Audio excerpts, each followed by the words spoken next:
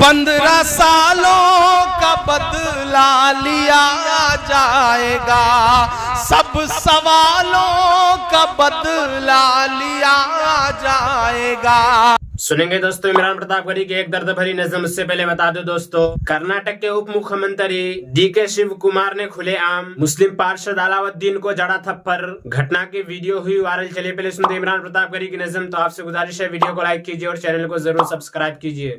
आज से पूरे पटना और पूरे बिहार की फजाओं में गूंजने चाहिए। बताइए नीतीश कुमार को, कहिए नरेंद्र मोदी से कि 15 सालों का बदला लिया जाएगा, 15 सालों का बदला लिया जाएगा, सब सवालों का बदला लिया जाएगा, सब सवालों का बदला लिया जाएगा। चलते चलते जो थे पाँव में पड़ गए, ऐसे छालों का बदला लिया जाएगा। नीतीश कुमार, नरेंद्र मोदी जी, देखना तोड़ देंगे तुम्हारा भरम, याद रखेंगे हम, याद रखेंगे हम, ऐ हुकूमत तेरे सारे जुल्मों सितम, याद रखेंगे हम, याद रखेंगे हम। लॉकडाउन के वो जानलेवा करम, याद रखेंगे हम, याद रखेंगे हम।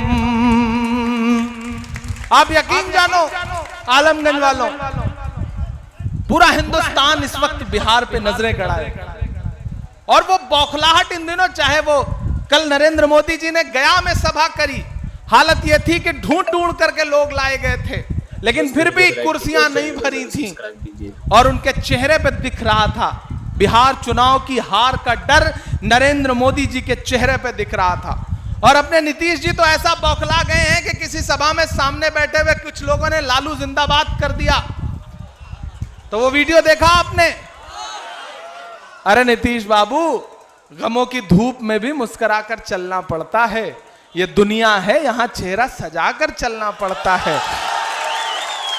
ये दुनिया है, यहां चेहरा सजाकर चलना पड़ता है। और तुम्हारा कद मेरे कद से बहुत ऊंचा सही, लेकिन चढ़ाई पर कमर सबको झुकाकर चलना पड़ता है। नीतीश बाबू, बौखलाइए मत, बौखलाइए मत।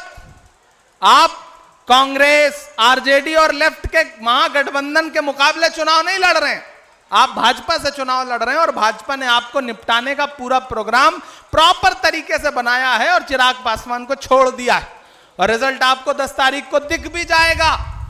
तो आलमगंज वालों, मैं आपसे बस ये गुजारिश करने आया हूं कि ये लड़ाई बड़ी है, बहुत बड़ी है। इस लड़ाई का मकसद समझिए, इस लड़ाई में आप अपने होने की अहमियत समझिए। अगर आपने समझदारी नहीं दिखाई, आपने सलीके से इस चुनाव को नहीं लड़ा, और आज मैं यहां खड़ा होकर के, चूंकि पटना में कही गई बात पूरे बिहार का रुख तय करती है, पटना में कही गई बात पूरे बिहार में असर पैदा करती है, तो मेरे भाई, मैं अपने नौजवान साथियों से भी एक गुजारिश करता हूं कि जज्बात में होश मत खोना, समझदारी और सलीके से। सोशल मीडिया भी एक बहुत बड़ा जरिया है, उस जरिए को अपना हथियार बनाइए। और वहां नाज़रीन, इमरान प्रतापगढ़ी की नज़म सुनने के बाद आप अपनी राय में क्या कहना चाहते हैं वो नीचे कमेंट बॉक्स में जरूर बताएं। आइए दोस्तों, मौत का मंजर किताब से किस्सा एक नौजवान का सुनते हैं। हजरत इब्राहिम खास रहमतुल्लाह अलैह फरमाते हैं कि मैं 1 साल हज के लिए जा रहा था, बहुत से रफ़ीक साथ थे। चलते चलते एक मरतबा मुझे तन्हाई का गलबा हुआ और ये दिल में तकाजा हुआ कि सबका साथ छोड़कर अकेले चलूं। मैंने उस रास्ता को छोड़कर जिस पर सब चल रहे थे, एक दूसरा तन्हाई का रास्ता इख्तियार कर लिया और मैं 3 दिन 3 रात बराबर चलता रहा। ना तो मुझे उनमें खाने का ख़्याल आया, ना पीने का, ना कोई और हाजत पेश आई। 3 दिन रात चलने के बाद मैं एक ऐसे जंगल में पहुँच गया जो बड़ा शादाब, सरसब्ज़ और हर किस्म के फल और फूल उसमें लगे हुए, जो बड़े खुशबूदार थे, और उसके बीच में एक चश्मा है। मुझे ये ख़याल हुआ कि ये तो जन्नत है और मैं सख्त हैरत में पड़ गया। मैं इसी फ़िक्र व सोच में था कि एक जमात आती नज़र आई, जिनके चेहरे तो आदमियों जैसे थे और उन पर मुरक्का चादरें और खुशनुमा लुंगियाँ थीं। उन लोगों ने आकर मुझको घेर लिया और सलाम किया। मैंने सलाम का जवाब दिया और कहा कि तुम कहाँ? मैं कहाँ? फिर मुझे ख़याल हुआ कि ये जिन्नात की कौम है। इतने में उनमें से एक ने कहा कि हम में एक मसअला में इख्तिलाफ़ हो रहा है और हम जिन्नात में से हैं, जिन्होंने बैअतुल उक़बा की रात में हुज़ूर अक़दस सल्लल्लाहु अलैहि वसल्लम से अल्लाह पाक का कलाम सुना था। हुज़ूर सल्लल्लाहु अलैहि वसल्लम के पढ़ने की आवाज़ ने हमें दुनिया के सारे कामों से छुड़ा दिया और ये जगह अल्लाह जल्ल शानहू ने हमारे लिए मुज़य्यन फरमा दी। मैंने पूछा कि इस जगह से वो जगह कितनी दूर है जहाँ मैंने अपने सफ़र के साथियों को छोड़ा है? मेरे इस सवाल पर एक शख्स ने उनमें से तबस्सुम करते हुए कहा, अबुल हक़ अल्लाह जल्ल शानहू के भी अजीब भेद हैं। इस जगह तुम्हारी कौम का कभी कोई शख्स बजुज़ एक आदमी के नहीं आया। एक जवान तुम्हारी जिन्स से आया था, उसका यहाँ इंतकाल हो गया था और ये देखो उसकी कब्र है। उसकी कब्र मैंने देखी है कि उस पानी के तालाब के किनारा थी। उसके गिर्द छोटा-सा बागीचा था, जिसमें ऐसे फूल लग रहे थे कि मैंने इस जैसे फूल कभी नहीं देखे थे। फिर वो जिन कहने लगा कि इस जगह के और उसके दरमियान इतने-इतने महीनों और इतने-इतने बरसों का रास्ता है। इब्राहीम रहमतुल्लाह अलैह ने कहा कि अच्छा, उस जवान का हाल मुझे बताओ।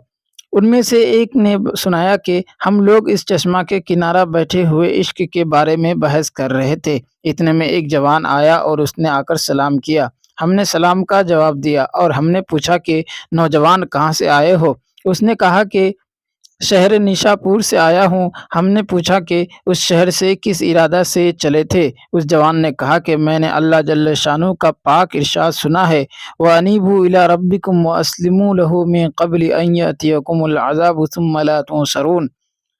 तुम अपने रब की तरफ रुजू करो और उसकी फरमाबरदारी करो क़ब्ल इसके कि तुम पर अज़ाब होने लगे, फिर उस वक़्त तुम्हारी किसी तरफ से भी कोई मदद न की जाए। हमने उस नौजवान से पूछा कि अनाबत क्या है और अज़ाब क्या है? उसने बयान करना शुरू किया और जब अज़ाब बयान करना शुरू किया तो एक चीख मारी और मर गया।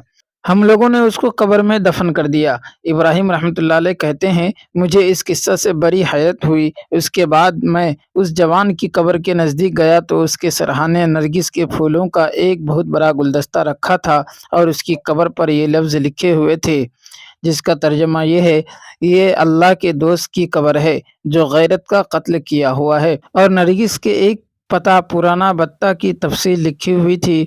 मैंने उसको पढ़ा।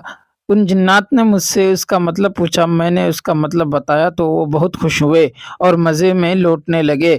जब उससे उन्हें सुकून सांस हुआ तो कहने लगे कि हमारा वो मसला जिस पर झगड़ा था हल हो गया।